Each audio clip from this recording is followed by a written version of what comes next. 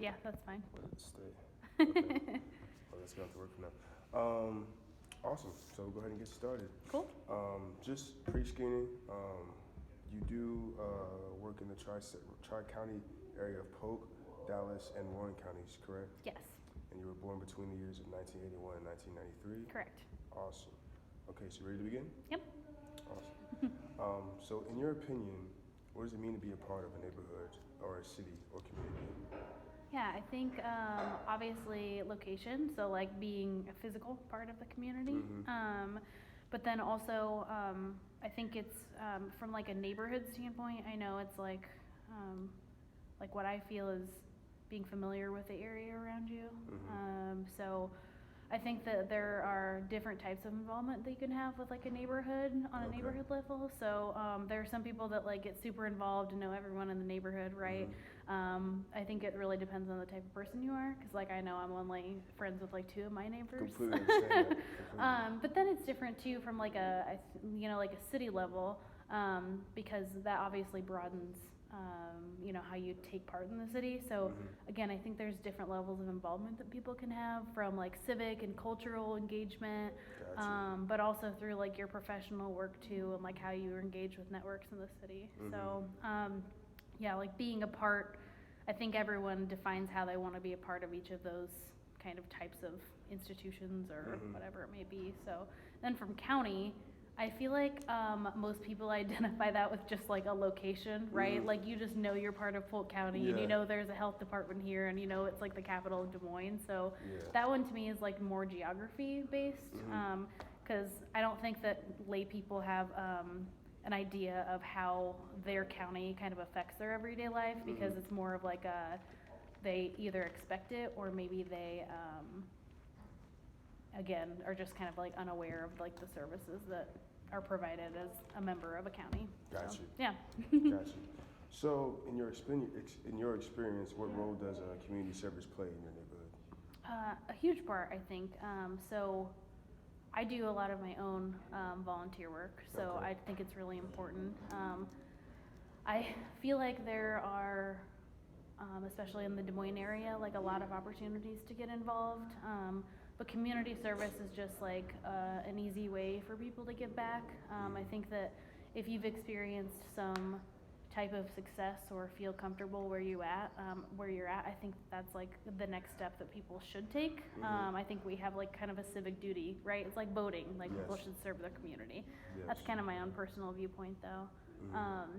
But I also think that there are people that are struggling and like suffering in our communities that need to be helped, rather than they need to be served by those services versus the other way around. So I Gotcha. think there's two sides to it. Gotcha. So with that being said, what types of community services do you see being done in your neighborhood or your city? Yeah, a lot of them. Some a little pretty familiar with United Way. I know you mentioned that. I think that in Des Moines we have a really good community service base. I think that one of the areas that I work in is substance abuse. So I think that that's one area that's probably underserved in our community. I also think that mental health is with the state institutions for mental health being like taken away. I think that there's a really great need for mental health services, especially in this kind of generation and this era of what we're going through. But I think I've had some involvement with a lot of different community service organizations. So there's people to help with housing, there's people to help with hunger, there's people to help with displacement if you're like a refugee. There's definitely improvements that we need to make because there's not enough people being served, and yeah. But does that answer your question? Yes, it did. It did. Any others you can think of? Oh goodness.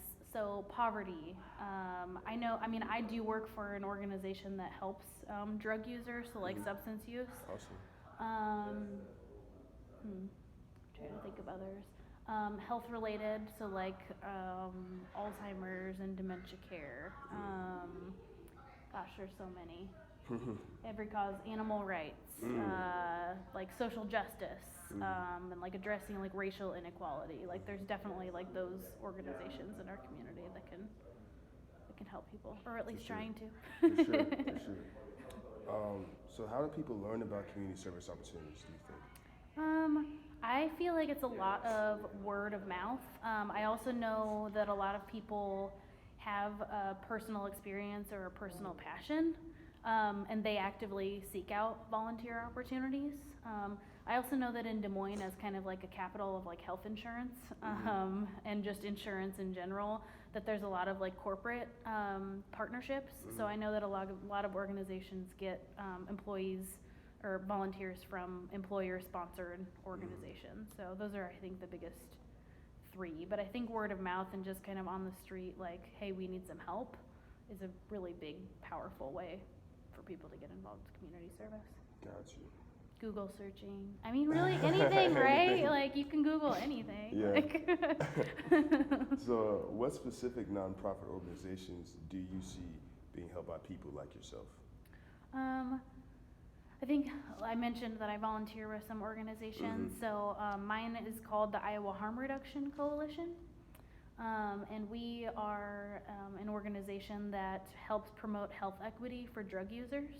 So as kind of like a marginalized population of our society, we offer drug user health services. So providing safer injection for injection drug users. Narcan, which is, if you've heard of it, like a opiate overdose reversal, and just other training, education, you know, trying to reduce the stigma around drug use. And then I've also been involved with the Alzheimer's Association. I was actually a staff member there after I graduated Drake. That's pretty awesome. So I still stay involved with them because my grandma passed away from dementia, which is kind of the umbrella term, and Sorry to hear Alzheimer's about is that. encompassed under that. So those are the two biggest ones. We adopted 2 cats from the Animal Rescue League. You know, there's little ways that you can help out. So Awesome. Awesome. I think that I guess I don't know, like, people like me, because like when I define that, I'm like, that's somebody that's passionate about like helping drug users. So I guess that would be kind of like my blanket thing, and I'm also an animal lover. So. Gotcha. Awesome. To what extent do people find it rewarding, or do you find it rewarding volunteering with nonprofits? Yeah, like I said, I think it's like that really passion thing is what's going to engage people. I also think that there are those corporate sponsored, like volunteer plans or engagement that I talked about. I think that that's maybe a gateway for them to understand the needs in our community. I think that once you get in a volunteer opportunity, you get as much back as you give. So, you know, there's a lot of people that do like youth mentoring that say that like this, you know, the youth that they're mentoring is educating them on what's the issues with youth and that sort of thing. So I think that there's like a sort of level of understanding and empathy that you can gain from doing community service, and just kind of seeing the struggles that animals are going through in our community, and I think it really just helps people try to empathize and understand what they're going through so that they can eventually help them, if that makes sense. Yeah. Okay. So do you know people who do volunteer work? Yeah. A lot of people. A lot of people? Some of your friends? Yeah, absolutely. Yeah, friends. My family does it. They do like the meals over the holidays. They also engage with like the volunteer organizations that I volunteer with too, because I recruit them. Yeah, but I have a lot of friends in nonprofit and just like public, like government organizations that also do a lot of volunteer work. So. And what type of volunteer work do they do? I have a lot of people involved just through the nonprofits that I have. I also know a lot of friends that are working more in like social justice. So that whole realm, which can encompass, you know, no Dakota Access Pipeline to like, you know, from a public health standpoint, like trying to get better mental health services. There's kind of a whole range, but some of the things that I mentioned earlier would probably be the biggest areas they're volunteering in. Got you. And I'm sure this is, I pretty much know the answer to this. It's But okay. have you ever volunteered for nonprofit organizations? Yeah. Yeah. I mentioned that. Yeah. you definitely- and I mean, I know you already talked about this a little bit, but Mhm. a little bit further on like the Sure. experience of it. Not so much like what you get out of it, but Sure. it's like the whole experience for you. Yeah. What is that like? I think I think it can be super rewarding, those kind of things that we talked about, but I also think it's really challenging. I think that in volunteer work, you're probably, or at least you might be exposed to issues or situations that you wouldn't have in everyday life. So I think it really can be challenging in kind of a negative way sometimes, but I think most times people, like I said, gain more empathy through their experience, you know, and it really helps you like understand the world around you. The experience of it, I mean, I always, you know, there's one-time volunteer things that you can do where I feel like that's some instant gratification, right? You're handing out meals to the homeless, or you are reading a book to a child or something like that. There's kind of those like instant gratification. But there's also a lot of people that regularly volunteer with organizations that have kind of a piece in that whole puzzle of the organization. So I think that there's also, you know, seeing an organization flourish and the experience of also trying to build partnerships and like getting access to networks that you may have never even known exist before. So that's kind of been my experience and what I think people may go through. There's all different types of volunteering. That's interesting. Community service. That's interesting. And again, what specific aspects of volunteering, if there are any more that you haven't said already, interest people like you? I know you talked about passion, you talked about that kind of stuff. For sure. And I think like passion is like a big thing because I think that that's what you're going to get the most, you're going to be most engaged with and you're going to get the most out of. So I love organizations that can try to help match people's passions with a way to give back. Yeah. Is that, I don't know. I can't feel like I keep repeating the same answer. No, I talk a lot. That's perfect for the interview. So what are some words you would use to describe a person who volunteers for nonprofits? Yeah, I would say empathetic. I think that you have to be willing to understand someone's situation to be able to volunteer. Or maybe you're ready to, maybe you're not there yet, but maybe you're ready to. There's a bit of like altruism in that you want to give something back, you know, like you want to give up something in your life, whether it's sacrificing time or money is also a way of doing community service. Like, let's be honest, like giving a donation. So, very true. So there's a little bit of altruism for people who give back. I think that there are some people maybe that have, it depends on who it is, but maybe you've experienced, it can definitely be based on trauma or your own experience. Like maybe you've gone through poverty or been homeless at one point in your life and you have moved past that and you want to give back and help people that have been in that situation. So that's one instance, you know. And then there are people that simply, I think, have the time and the resources and, let's be real, the privilege to be able to do that. So there's a whole range. And speaking of that, how do you find volunteering your time or volunteering other aspects of other ways of donation versus just giving money to a cause? Yeah. What do you think is the difference between someone who donates time and that kind of stuff and someone who donates money? Yeah, I think that coming from like a place of working with nonprofits a lot, I don't think that anyone can do anything too little or too big. Like, I think any little bit that you can give matters. And they're gonna be, let's have an example of a single mother of 3 that works 2 jobs.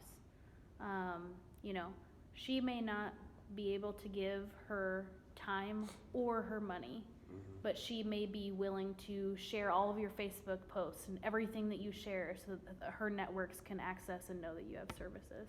There may be someone who is a CEO of or not, let's say not a CEO, but like a, you know, busy working family that maybe doesn't have time between their busy life and the other extracurriculars that they do to be able to volunteer time.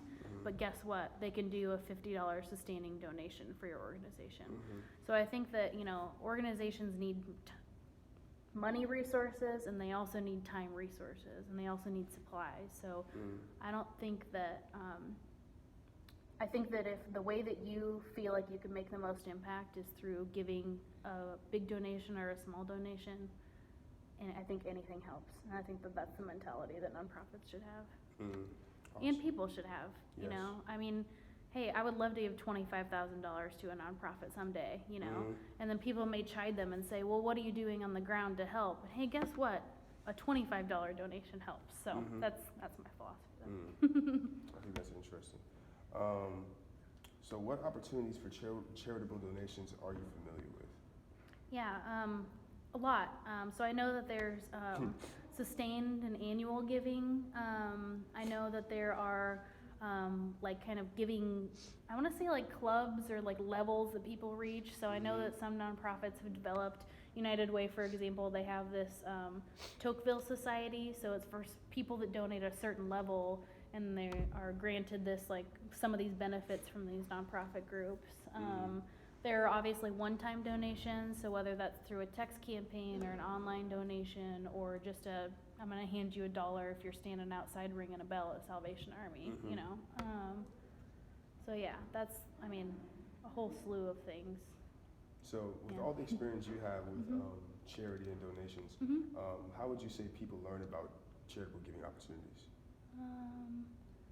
Yeah, I think that if you are ready to give money, that probably directly engaging with the organization, whether that's just simply going to the organization's website, or if you don't know a specific organization, I think here in Des Moines we have the Community Foundation, who matches donors and organizations or companies that are ready to give with organizations that need them.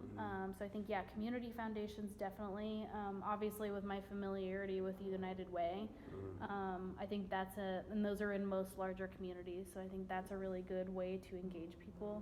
But it can be anything from doing a simple Google search.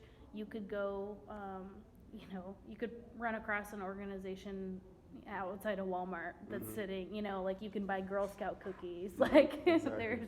There's a lot of ways that people can get involved and figure out about those charitable opportunities. Awesome. And so we talked about a lot about your you giving your time and you having your own programs as well. But have you ever donated money to a charity? Yep. Yeah? What was your experience like doing that? Yeah. There's been a couple different ones. So I've definitely done some online donations where it's easy for me to pull out my card and just put my number in, and there you go, boom, I love those like Facebook fundraisers that everybody's doing now. I think that's really cool. So that's an easy one where, again, you can just kind of put in your quick card information. I think convenience is like big for people. And then there have also been like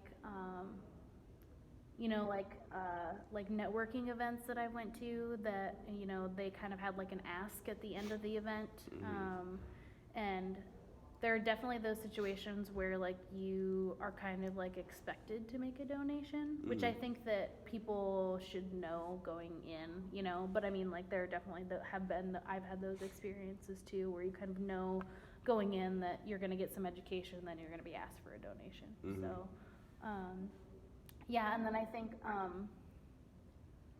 like specific to like charitable giving, like again, I kind of like feel like volunteerism is like charitable giving. So I've definitely had those experiences with like donating my time too. Gotcha.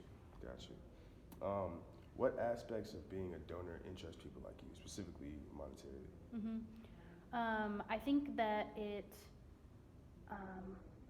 what interests us? I think wanting to see an organization be successful. I also think that there is a level of wanting to support an organization that's struggling or something that you feel really, really passionate about. Like you want to see that organization make a change in the community. And I think that is the biggest pull. I think that there's also a level of like empathy for other people. So maybe you're not interested in giving to the Animal Rescue League, but maybe you know a friend who has adopted and given her time and fostered a bunch of animals, and you want to support her. So I think that also supporting your loved ones in the organization and the causes that they care about is a big thing too. Awesome. And what are some words to describe a person who donates money to a charity? Yeah, I think it's the same thing with like community service, honestly. So I think that like altruistic nature, empathy. Totally. I feel like some people think it. I think that some people at least identify that with a civic duty. So there are definitely those people that donate a certain amount of money to a certain cause every month, and that's what they feel is right, and that's what they, have been raised to do, or that's what they believe is right. I think also I wouldn't define a person to be like a cookie cutter. Like I know people that are living on a combined like $80,000 income, which is comfortable in the realm of their own personal experience, but for them to give a $50 donation to an organization is a pretty big thing for them with all the other stuff that they have going on and kids and all of that. So I don't know. So I don't think that there's like a cookie cutter donor. Definitely. Got you. Yeah. Got you. So have you ever heard about the organization called United Way? Yeah. Okay. Awesome. So what is the purpose of United Way? Yeah. What do they do? I know that I probably know a lot. Like, so education, income, health, I know are their three biggest things. So I know that they support other organizations in the community monetarily through their giving programs. I also know that they engage people with volunteer opportunities through those or other organizations. And I also know, at least here in central Iowa, that they have their own programs that they do. So, like running their own hotline, which I think is like 211 or something. And they also have their own groups that come together and kind of work on some issues around like poverty and stuff like that. So, just kind of this like umbrella way for people to get involved with nonprofits in our community. So obviously they do a lot. So specifically, how much impact do you think United Way has in your community or your city? Huge. I mean, if I was gonna refer someone to figure out where they can give in their community, I'd probably refer them to United Way because they help so many nonprofits and so many causes, and there's such a wealth of information. I think them and a community foundation in any community, but especially ours, are super important with engaging potential donors with ways to give back. So the United Way usually partners with businesses and to obtain donations. Yep. Why do you think companies agree to run United Way campaigns in the workplace specifically? I think honestly, it's because United Way has done a really, really good job of promoting and making those connections. But also, I think it is a super easy way for company. Like United Way has made it an easy kind of like plug and play way. So they have a ton of resources for companies. But also because they serve such a wide variety of nonprofit organizations, people at companies like to give to United Way because they know that in some way they're supporting one of their causes. United Way also has this cool thing where you can donate through their organization, but it ultimately goes to the organization that you want to support. And same thing, I'm pretty sure with like a cause, so you can say, hey, I want to make sure this goes to an organization that helps fight hunger in central Iowa. So I think that is also an appeal for people and an appeal for employers, because it's not just the employer telling employees they have to support a certain cause, because the United Way has such a broad reach. And education, income, health are like huge, and that's why they focus on those areas. Got you. So with this partnership, how effective do you think it is? Hugely effective. Yeah. I do, yeah. And like I said, for all those reasons, they've made it super easy. I think that they're probably the most impactful giving organization, and specifically in this community, definitely. And if you look nationwide, United Way programs are pretty successful.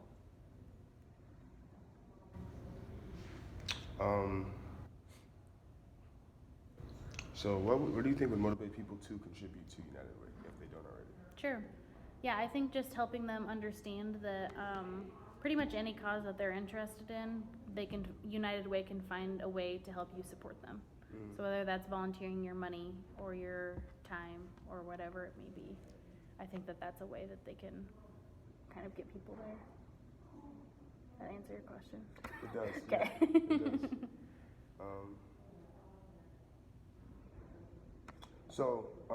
And you've stated this already, but it's one of the questions. So, United Way supports projects that meet one or more of the pillars, which you already stated before: education, income, health, and essential needs as well. So if you don't mind looking over this document, if you haven't already.